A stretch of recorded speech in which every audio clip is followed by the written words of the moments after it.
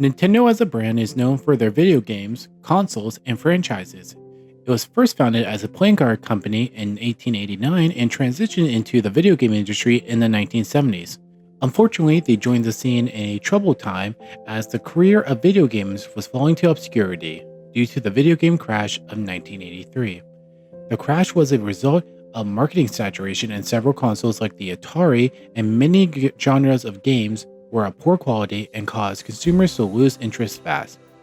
Also, arcade games were at an end of their golden age due to the release of home computers. Nintendo at the time made a game that both rocked the arcade industry and put their name on the map.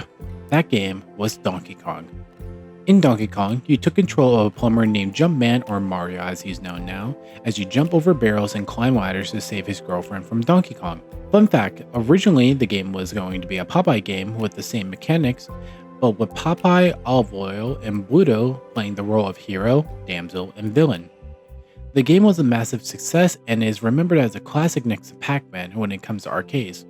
Miyamoto at the time wanted to do more with Jumpman and created Mario Bros. For the arcades, where you took control of Mario and his little brother Luigi as you destroyed turtles and crabs in the sewers of Brooklyn.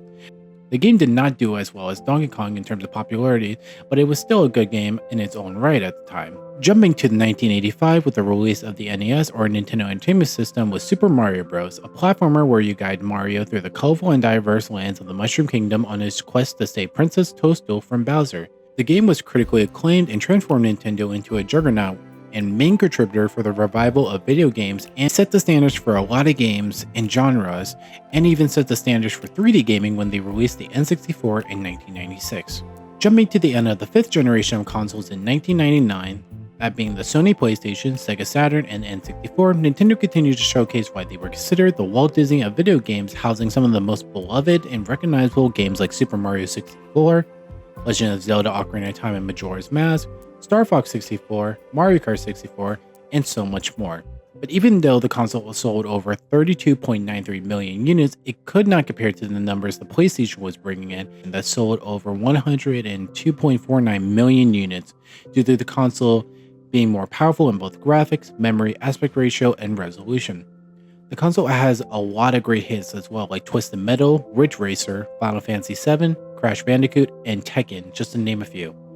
This event was an ill omen for Nintendo, and it will not be the last. In 2000 and 2001 was the start of the 6th generation of consoles with the release of the PlayStation 2, Xbox, Nintendo GameCube, and the Sega Dreamcast. But something changed in this generation of consoles, and that was the gaming library and the gaming demographic. Instead of the plethora of platformers that were abundant on these consoles in the early 2000s, the demographic was more centered around teenagers, and around that time they wanted something more edgy, something more destructive, which started the age of the first and third person shooter games.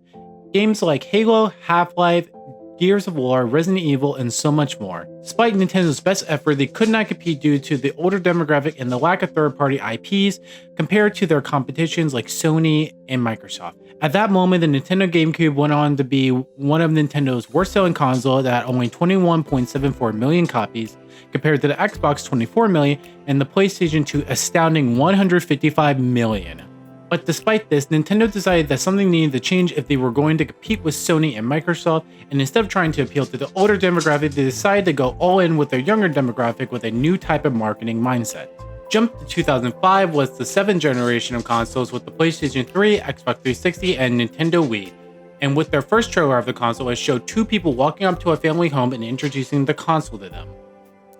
In this moment highlighted the current marketing strategy of family-friendly and innovative gameplay, with not only the new motion control gameplay, but the fact that all trailers and commercials always displayed family, friends, or community coming together to play together in the newest game or adventure on the system.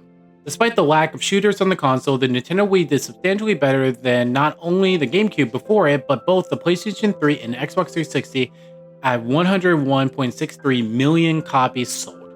But you may be curious about how impactful the marketing was and how the new games utilize the console's capabilities while also maintaining the marketing strategies of family-friendly and innovative fun. Well, join us next time as we take a deep dive into all your questions and so much more. My name is The Gaming Marketer, and I will see you in the next episode. With that, take care.